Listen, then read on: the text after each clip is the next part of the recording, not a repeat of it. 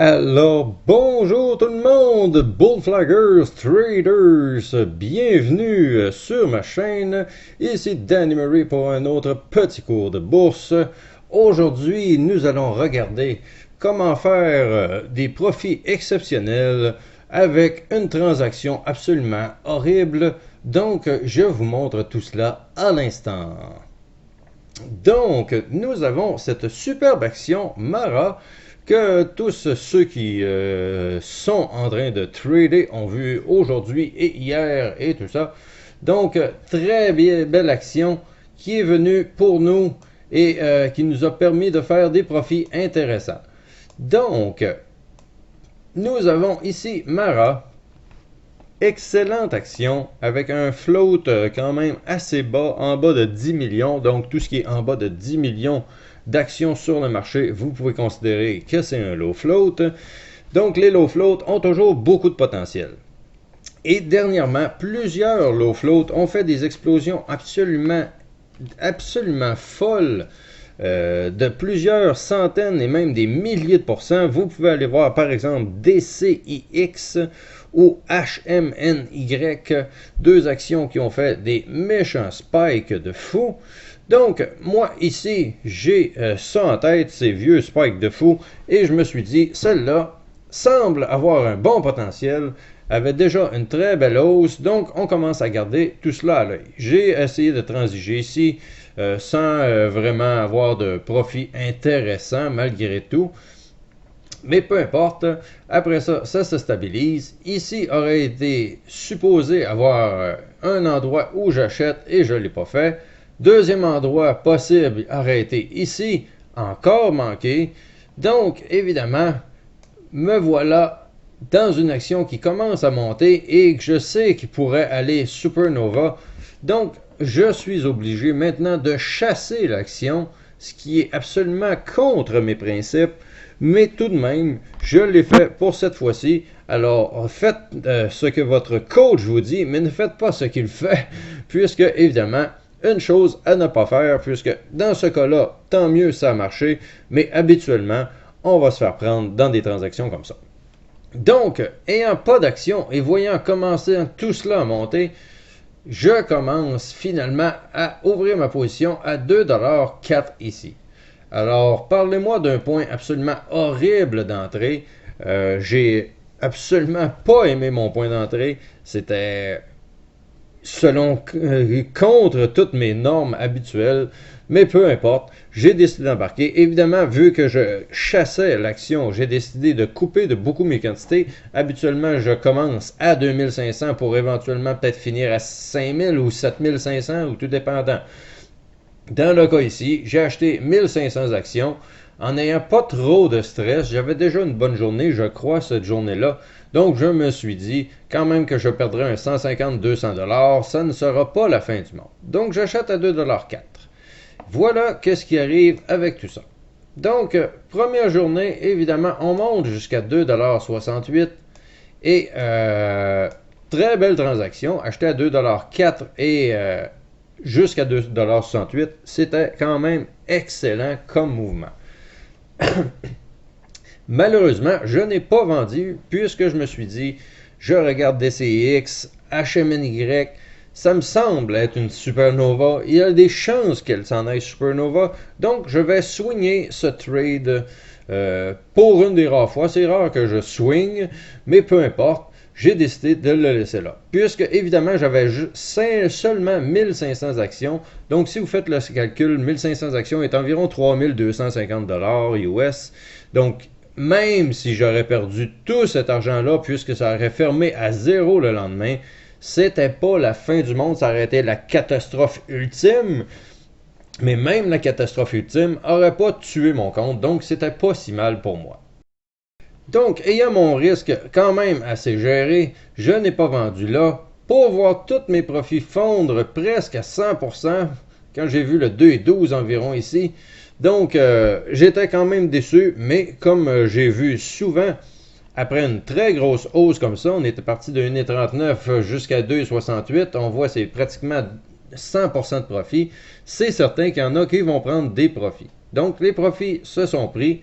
ça s'est quand même stabilisé à ce niveau-là. Et évidemment, quand on arrive en après-marché, il y a moins de gens, il y a moins de vendeurs et l'action, c'est encore plus facile de la faire monter. Donc, je me suis dit, comme souvent dans plusieurs actions, l'action va remonter en après-marché. Donc, l'après-marché commence, évidemment, petite frousse, mais pour se mettre à monter, monter et se stabiliser environ à ce niveau-là, au top du jour, prêt pour le breakout du lendemain. Donc, comme je vous dis, mauvaise entrée pour moi. Malgré tout, je suis chanceux. Ça va bien pour l'instant. Ensuite de cela, qu'arrivera-t-il? Nous arrivons à la fin de l'après-marché et évidemment, nous terminons sur cette note. Ça sent le gap up à plein nez. Donc, évidemment, c'est ce qu'on s'attend pour le lendemain. Nous voilà maintenant le lendemain qui arrive. Et voilà, à 7h10 ici, déjà, j'aurais eu 3000 $ de profit, plus les profits que j'avais fait un petit peu auparavant ici. Donc, près de 4000 $.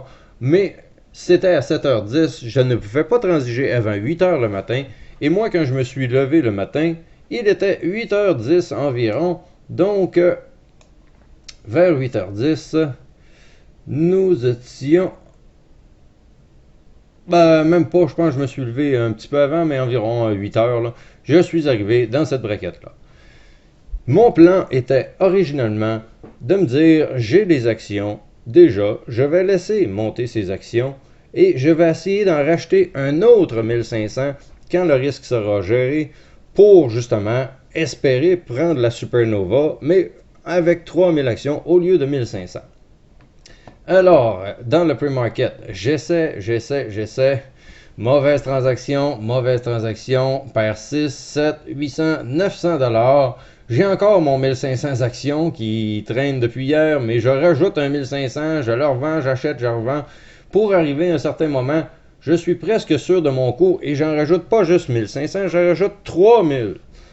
Pour me faire flusher ça ici, c'est ce qui a causé ma perte du matin. Et évidemment, j'ai vendu au plus bas 1500 là, une deuxième couche au 1500 là, puisque j'étais certain que le crash allait arriver.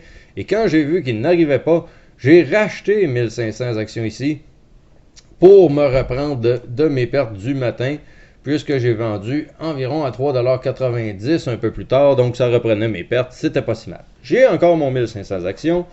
À un certain moment, je décide de le vendre, je ne sais plus où là-dedans en tant que tel, mais j'ai vendu. Après ça, grosse journée d'overtrading qui n'a pas été super profitable, mais je vous montrais tout ça pour vous montrer que même un mauvais trade, quand tout va mal, mauvaise entrée, un spike pas vendu, mauvaise drop, remontée, chanceux, remontée, super chanceux, un crash, tout va mal, on s'essaie, ça marche pas.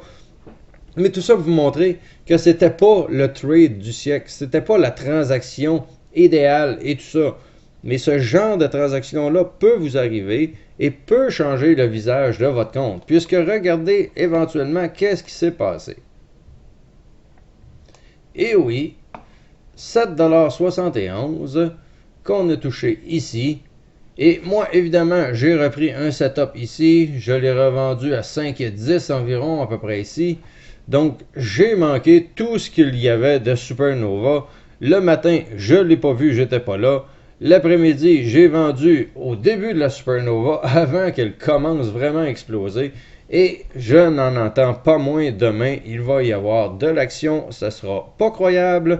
Donc, évidemment, à ne pas manquer lundi matin, Mara, qui sera encore à regarder. Évidemment, dans une situation d'une baisse du prix, ne sera pas nécessairement à focusser dessus, mais dans le cas où on reste en bull flag comme on est là présentement, c'est très bon signe pour lundi prochain.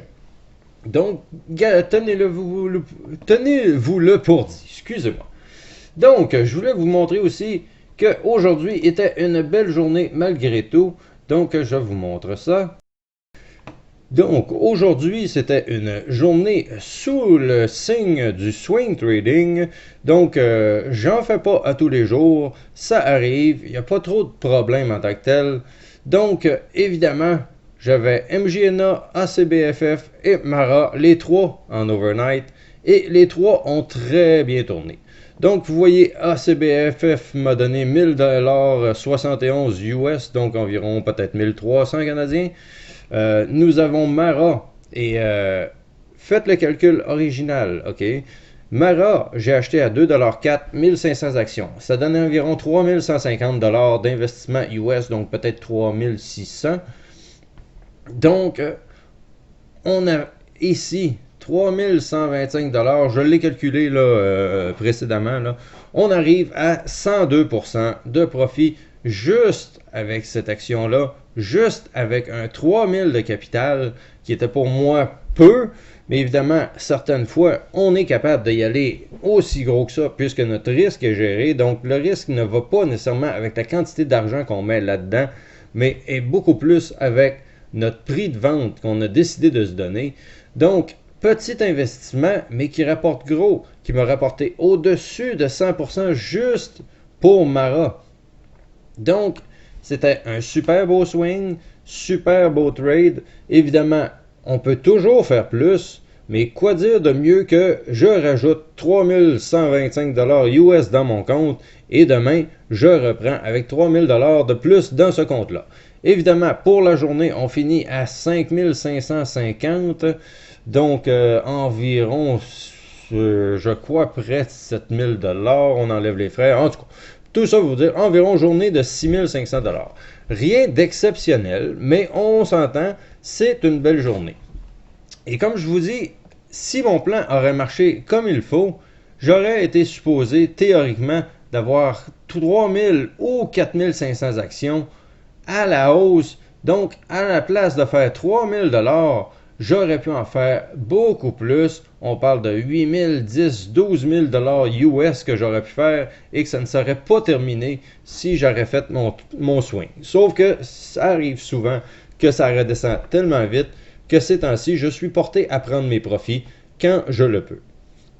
Donc, évidemment, beau gain sur Mara. Merci Mara. Une action qui était partie de absolument rien, qui nous est arrivée en après-midi la journée d'avant. Aujourd'hui, c'était une demi-journée, donc ça finit à 13h. Donc, j'ai commencé cette transaction-là plus tôt. Donc, environ à 2h04, donc c'était environ à 2h50. Et si vous regardez, à la fin de la matinée, quand j'ai vendu, je ne sais plus trop où, j'étais déjà à plus environ 3000. Après ça, ça a été des up and down, Là, j'ai pas fait grand-chose, beaucoup de trades pour rien. Mais au bout de la ligne, c'était une super belle transaction pour moins d'une journée, 100% de gain.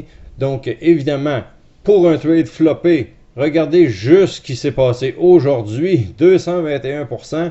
Alors, j'ai fait 100%, absolument rien d'impressionnant puisqu'on aurait pu en faire 200 et même 250 si on repart de la journée d'avant.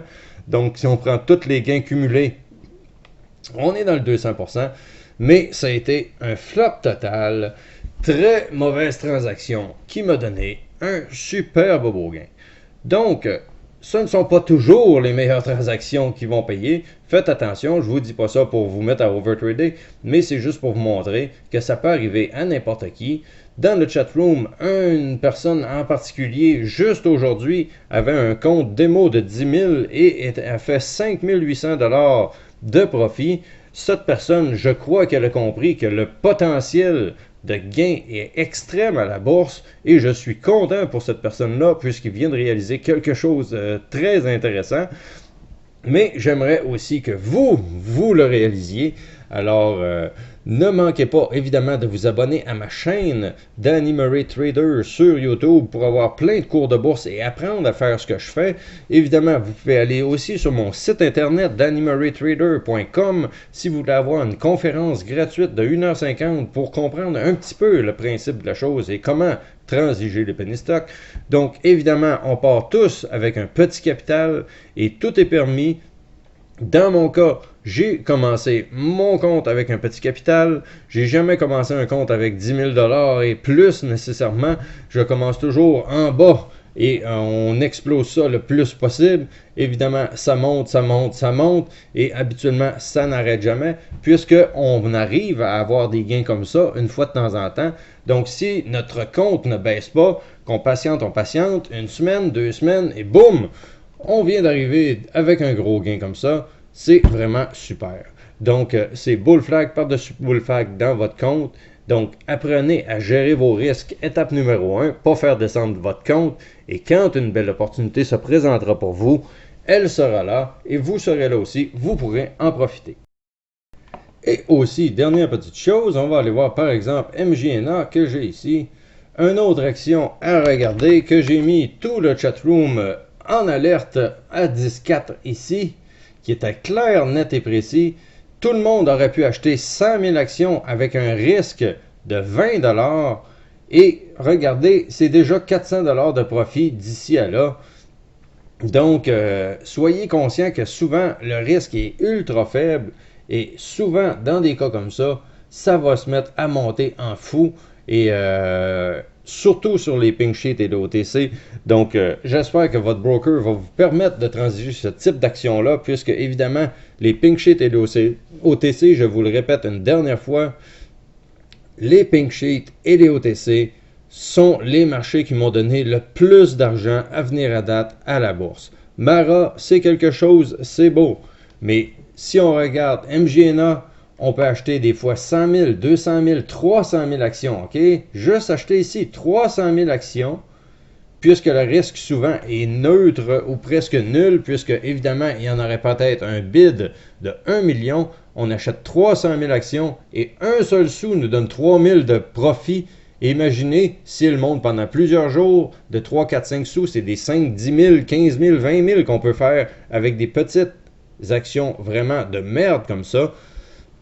Donc, il faut que vous soyez capable de transiger les pink sheets et les OTC. Ils ne marchent pas toujours. Des fois, il n'y a rien à faire avec les pink sheets et les OTC, mais d'autres fois, le marché normal se passe rien et tout se passe sur les pink sheets et les OTC. Donc, si vous voulez acheter des spots, des stocks de cannabis, ils sont tous sur les pink sheets et les OTC en général.